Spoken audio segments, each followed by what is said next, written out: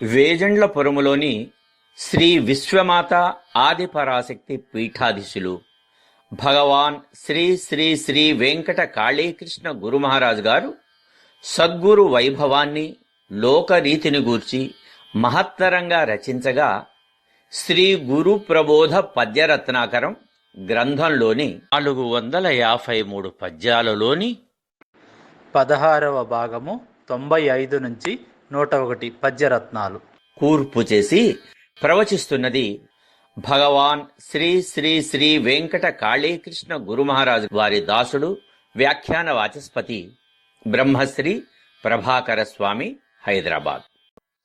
అమ్మాజ్ఞతోడ అవతారమూర్తులు ధర్మ రక్షసేయ ధరను వెలగా వారి నెరుగువారే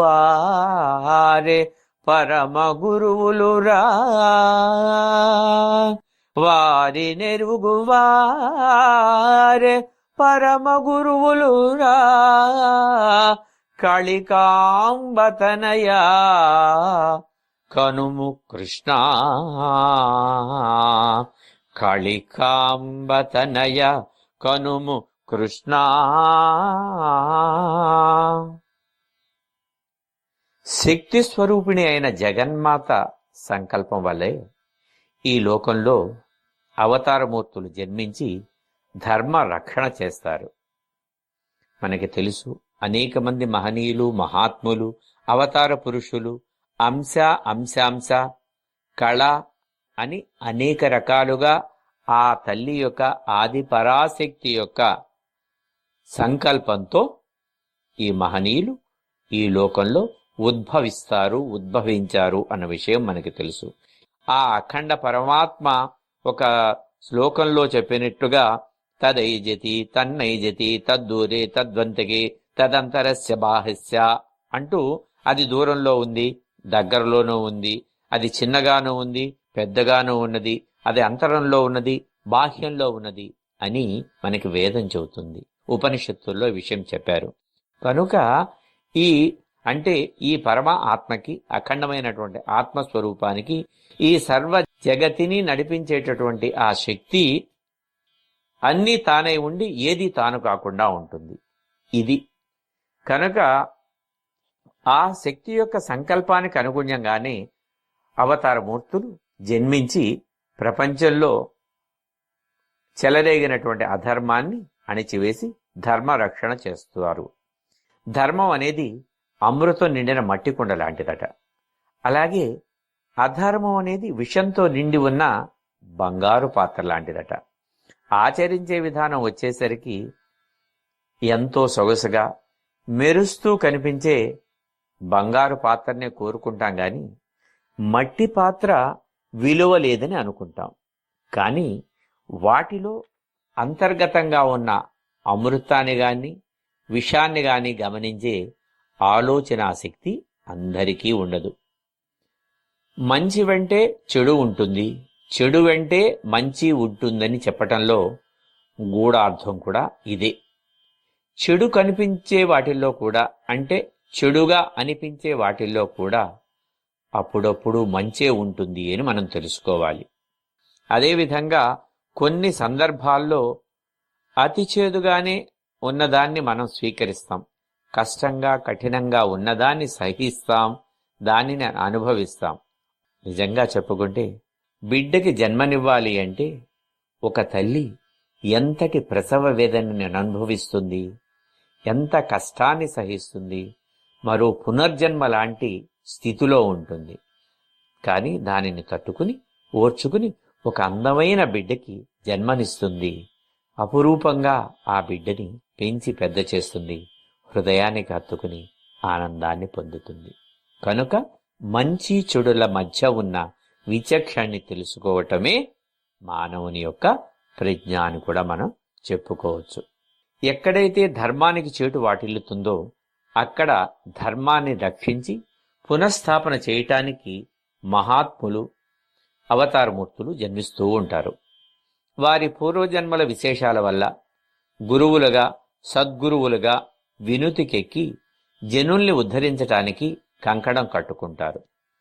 వారికి మంచి బోధనలు చేస్తూ శాస్త్ర పరిజ్ఞానాన్ని, వేద విజ్ఞానాన్ని చెబుతూ అలాంటి దానిని అభివృద్ధి పరుస్తూ పురాణ పురుషులు ఎలా ధర్మాల్ని ఆచరించేవారు, అందువల్ల తాత్కాలిక ఇబ్బందులు పడినా చివరకు ఎంతటి వైభవాన్ని అనుభవించి చిరస్మరణీయులైనారు, అలాగే అధర్మాల్ని పాటించి భ్రష్టులైన వారి గాథల్ని, వీటినన్నిటినీ కూడా ఈ సద్గురు రూపంలో ఉన్నటువంటి వారు, మహాత్ముల రూపంలో ఉన్నటువంటి వారు అంశావతారంగా వచ్చినటువంటి ఈ అవతారమూర్తులు బోధిస్తూ ధర్మరక్షణ చేస్తూ ఉంటారు.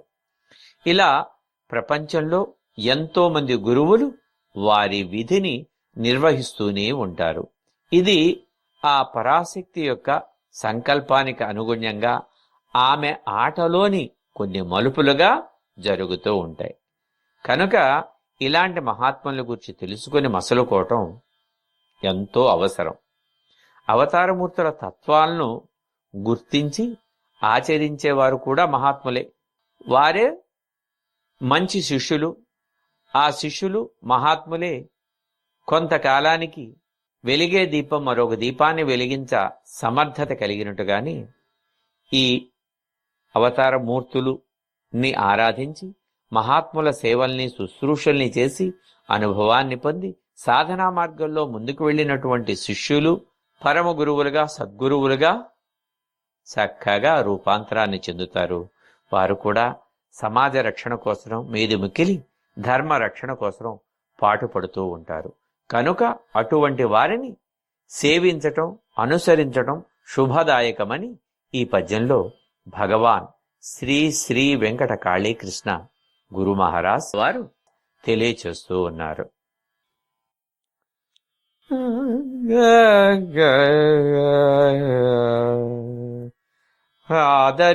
ఆదరించునాడు అల్లుడే పుత్రుడో,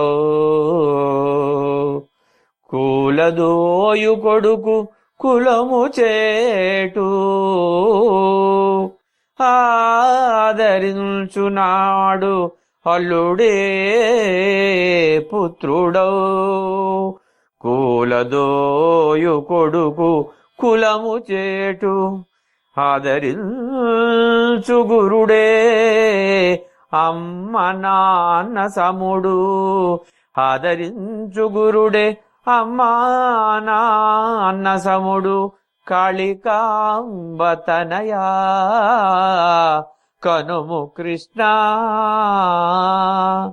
కాళికాంబ తనయ కనుము కృష్ణ.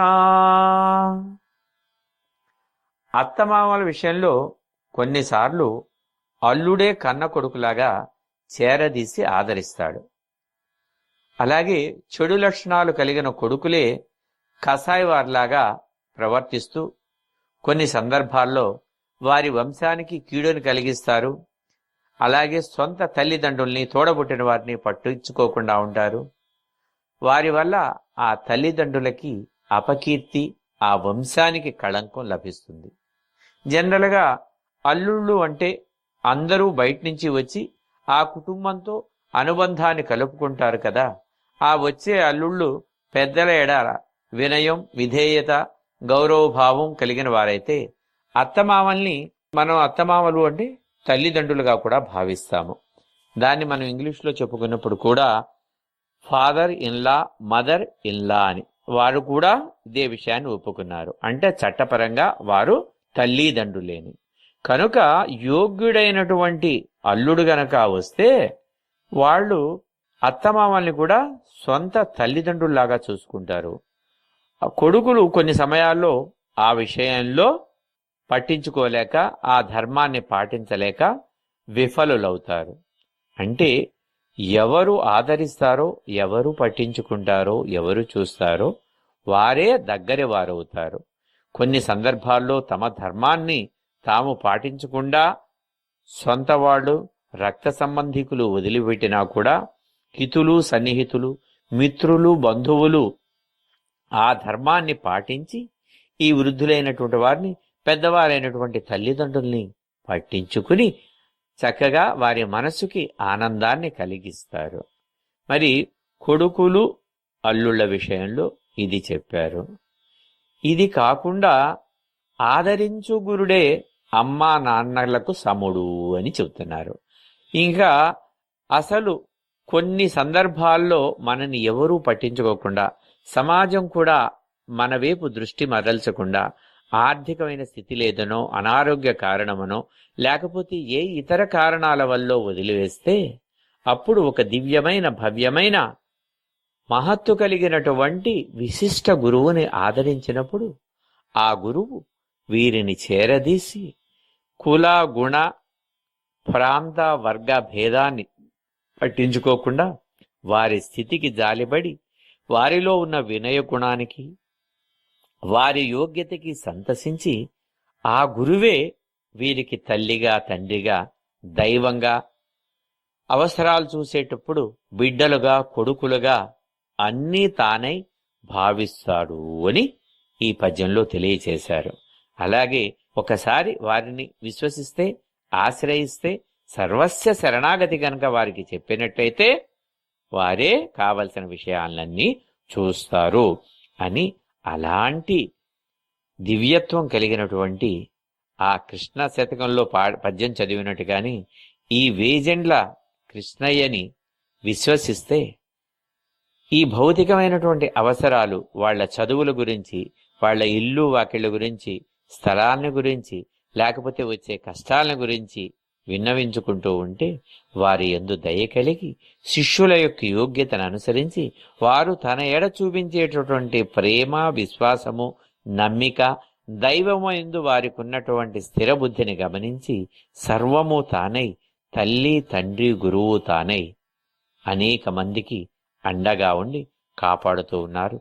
ఇది అనేక మందికి అనుభవైక విషయాన్ని స్వానుభవంతో ఈ పద్యంలో గురుదేవులు భగవాన్ శ్రీ శ్రీ వెంకట కాళీకృష్ణుల వారు తెలియచేశారు. సద్గురువుల మనుచు సన్మానములలోన మునిగి తేలుచుంద్రు ముదితులగుచు ఐహకముల విడువ ఆధిక్యమబురా కళికాంబతనయ కనుము కృష్ణ. కొంతమంది ఉత్తములైన గురువులు కూడా అప్పుడప్పుడు సన్మానాల పట్ల ఆసక్తిని ప్రదర్శిస్తూ ఉంటారు. కానీ వారు ఇహలోకపు ముచ్చట్లకు అనగా ఐహిక సంతోషాలకు దూరంగా ఉంటేనే గౌరవం పెరుగుతుంది. వరుసగా సన్మానాలు చేయించుకున్నంత మాత్రాన సామాన్యుడు సద్గురువైపోడు. సన్మానాలు జరగనంత మాత్రాన సద్గురువులైన వారు చిన్నవారు కారు. అసలు అది వారికి సంబంధం లేని విషయం. కానీ కొంతమంది గురువులు తాము సద్గురువులమని, జగద్గురువులమని చెప్పుకోవటానికి తహతాలాడుతూ ఉంటారు. తమను అందరూ గుర్తించాలని ఆరాటపడుతుంటారు. అందుకోసం వాళ్ళు వచ్చిన ప్రతి అవకాశాన్ని ఉపయోగించుకుంటారు. సన్మానాలంటూ వేదికలెక్కి ఉపన్యాసాలకు పూనుకుంటారు. ఎవరో అనామకుడే సన్మానం చేయించుకోగాలేంది గొప్ప గురువునైనా నేను సన్మానం చేయించుకోకపోతే నా స్థాయి ఏమవుతుంది అనుకుంటూ స్థాయి భేదాన్ని లెక్కేస్తారు. ఎప్పుడైతే ఒక విషయం మీద వ్యామోహం ఏర్పడుతుందో దాన్ని ఎలాగైనా సాధించాలనే కోరిక బలపడుతుంది. కోరికల వల్ల అరిషడ్వర్గాలు మేల్కొంటాయి. ఆ తరువాత స్థితి అందరికీ తెలిసిందే, పతనం వైపుకు పయనం. అందువల్ల సద్గురువులుగా వాసికెక్కిన వాళ్ళు నేల విడిచి సాము చేయకూడదు. సన్మానాలకు సత్కారాలకు దూరంగా ఉండాలి. లాభం లేకుండా ఎవ్వరూ ఎవరికి సన్మాన కార్యక్రమాలు చేయరు కదా. లోక కళ్యాణం కోసం చేసే పూజలకు కార్యక్రమాలకి వెళ్లే అవకాశం వస్తే అందులో కూడా మంచి బోధలు చేయటానికే, ఆధ్యాత్మికతా భావాల్ని పెంపొందించేందుకే ప్రాముఖ్యతనియ్యాలి. గురువులు తమ ఐహిక వాంఛలకు దూరంగా ఉన్నప్పుడే వారి విలువ ఇనువడిస్తుంది. ఇతరులను సత్కరించి ఆశీర్వదించటం వల్ల శుభాలు కలుగుతాయి. అంతేగాని తామే సత్కారాలను స్వీకరించకూడదు. సత్కార్యాలను ఆచరించి భోగవాంఛలలో ఉన్న ప్రజలకు శాశ్వతమైన భక్తి సంపదలను గూర్చి బోధించాలని ఈ పద్యంలో భగవాన్ శ్రీ శ్రీ శ్రీ వెంకట కాళీకృష్ణ గురు మహారాజ్ వారు తెలియచేశారు. ముక్తి కనగలేని మూర్ఖులో జనులకు పరమ పదము బట్ట బయలు చేసి, ముక్తి కనగలేని మూర్ఖులో జనులకు పరమ పదము బట్ట బయలు చేసి, సద్గురుండు చూపు సరి అయిన దారిని, సద్గురుండె చూపు సరి అయిన దారిని, కాళికాంబతనయ కనుము కృష్ణ.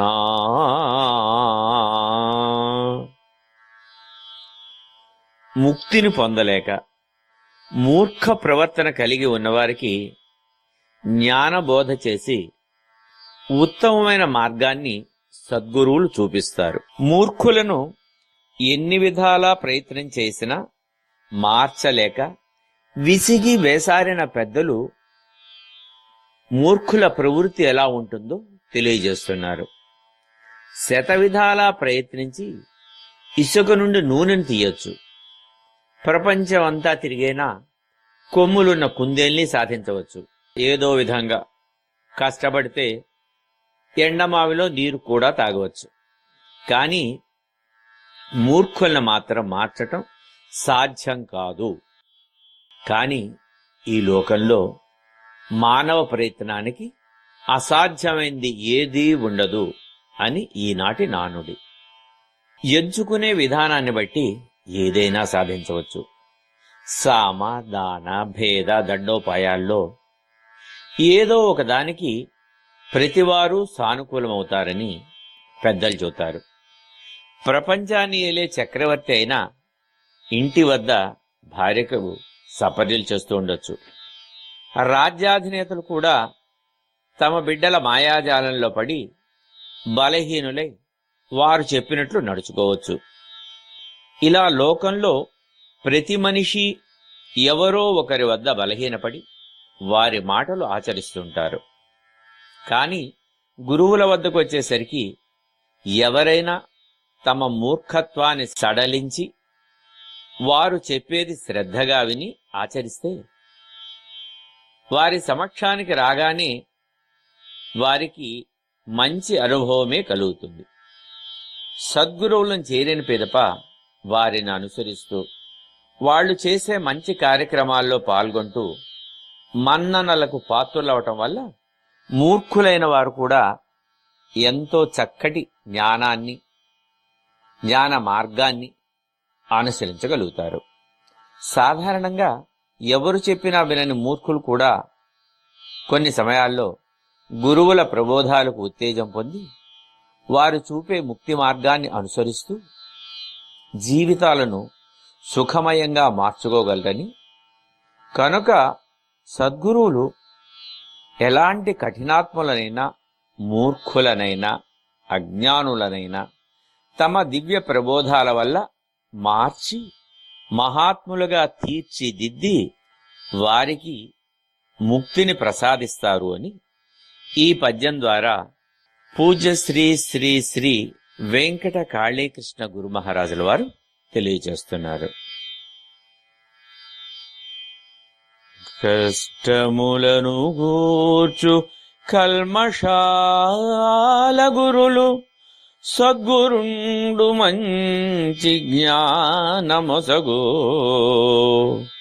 కష్టములను గూర్చు కల్మషాల గురులు సద్గురుండు మంచి జ్ఞానమొసగు. విత్తనమ్ము బట్టి వృక్షం ముగలుగురా. విత్తనము బట్టి వృక్షము కలుగురా, కాళికాంబదనయ కనుము కృష్ణ.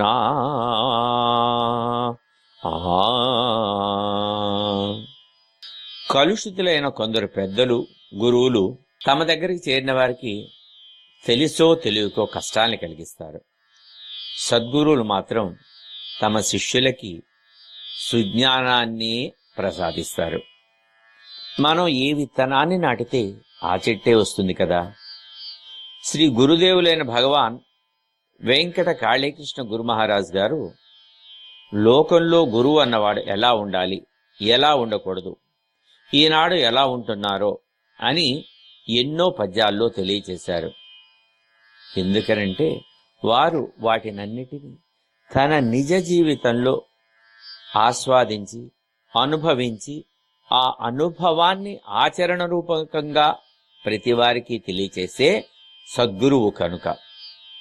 ఇంటికి బలమైన గట్టి పునాది ఎలా అవసరమో మానవునికి బాల్యంలో, విద్యార్థి దశలో, యుక్త వయసులో, వివిధ మానవ దశల్లో సద్గురువుల అవసరం అంతే ఉంది. గురువులు అంటే ఎంతో గొప్పవారనే భావం సహజంగా మనందరికీ ఉంటుంది. అందుచేత గురువులు మంచిని బోధిస్తారు. వారి దగ్గర చేరి కొన్ని మంచి మాటలు నేర్చుకుందాము, కొన్ని మంచి పద్ధతులు నేర్చుకుందాము అని ఎవరైనా భావించటం కూడా సహజమే. ఈ నమ్మకంతో తమ వద్ద చేరిన వారిని కొంతమంది గురువులు అనుకునేవారు మనసులో ఏవో భావాలు పెట్టుకుని పైకి మాత్రం ఎంతో ప్రేమను, ఆప్యాయతలను నటిస్తూ ఆశ్రితుల్ని అనేక విధాలుగా బాధిస్తూ కష్టాలు పాలు చేస్తుంటారు. అదే మనసులో ఏ కల్మషం లేని సద్గురువు తనను ఆశ్రయించిన వారికి, తమ శిష్యులకు వారి కష్టాలను తెలుసుకొని వాటి నివారణ మార్గాలను తెలిపి ఆచరింపచేసి శుభాలను కలుగజేస్తారు. వారికి విద్యను, విజ్ఞానాన్ని బోధిస్తూ ప్రగతికి మంచి బాటలు వేస్తారు. సద్గురువు ఏ పని చేసినా ప్రతిఫలాపేక్ష లేకుండానే చేస్తారు. అందువల్ల విత్తనం ఏది నాటుతామో అదే మొక్క వస్తుంది తప్ప మామిడి విత్తనం నాటితే కుంకుడు చెట్టు, కుంకుడు విత్తనం నాటితే మామిడి చెట్టు మొలకెత్తో కదా.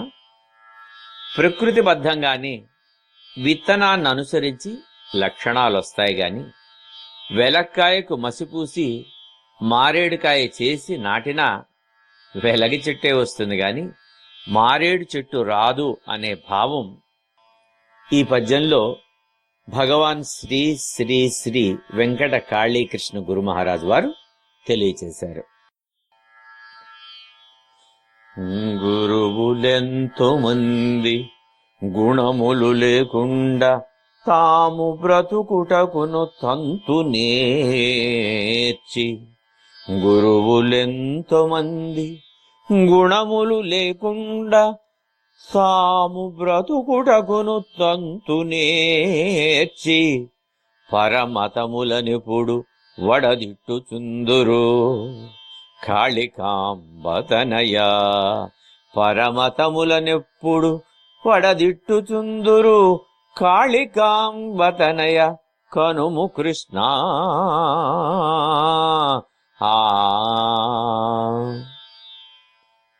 గురువులమని చెప్పుకునే కొంతమంది కేవలం తమ జీవితాల్ని గడుపుకోవటానికి మాత్రమే, అంటే పొట్టకూటు కోసం మాత్రమే పరమతాలను దూషించటానికి తెగబడతారు.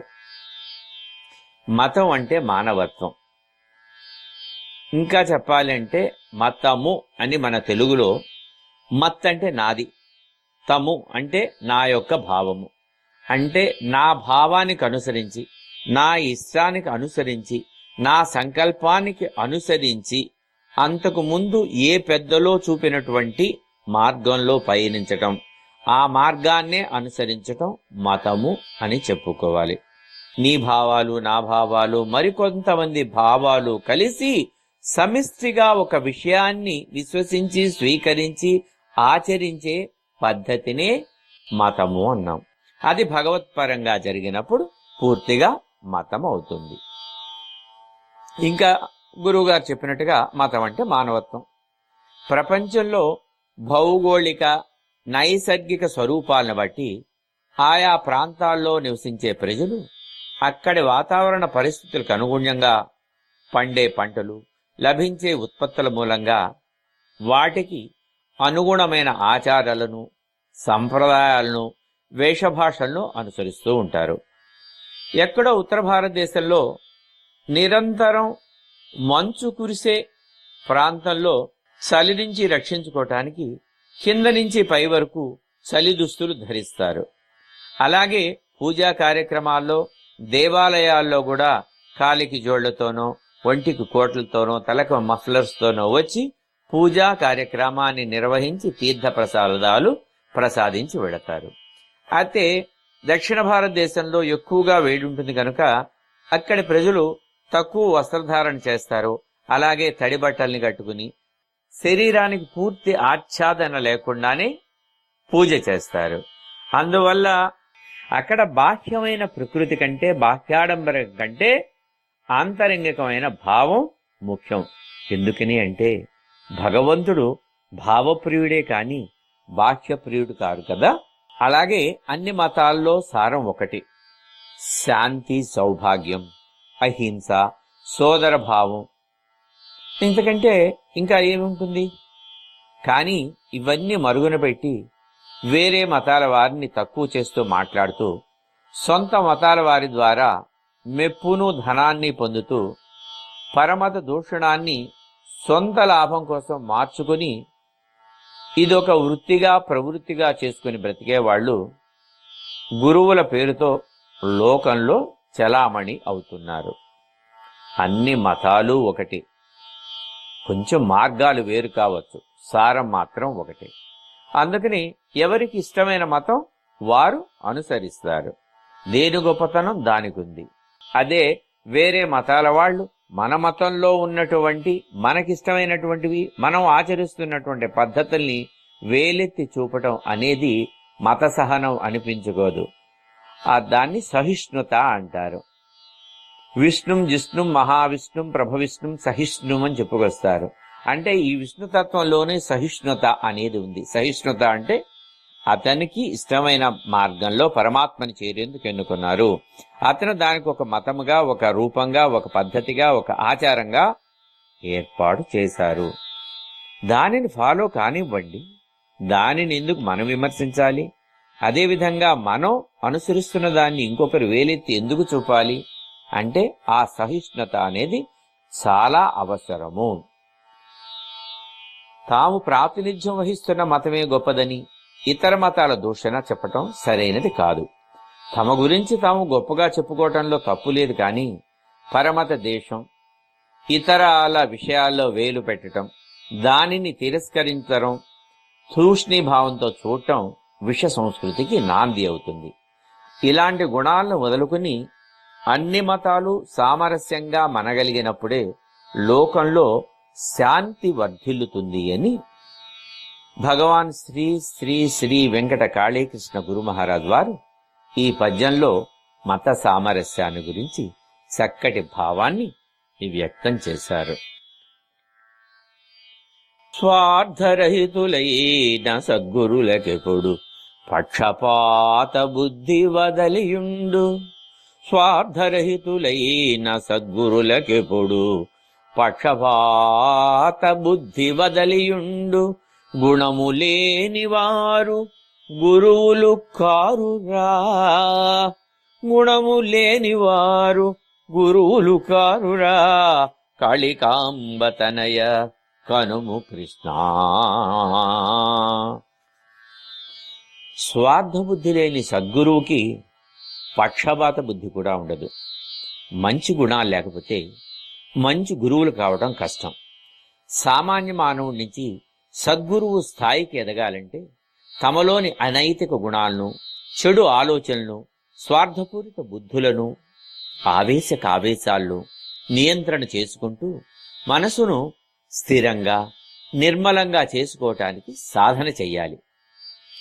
గురువులు స్వార్థపూరితులై తమ దగ్గరకు వచ్చిన వారిని ప్రాంతాల వారీగా, కులాల వారీగా, బంధుమిత్రుల వారీగా విడదీసి తమకు కావలసిన వారికి ఎక్కువ ప్రాధాన్యతను కల్పిస్తూ మిగిలిన వారిని ప్రాధాన్యత లేని వారిగా కొంతమంది చూస్తూ ఉంటారు.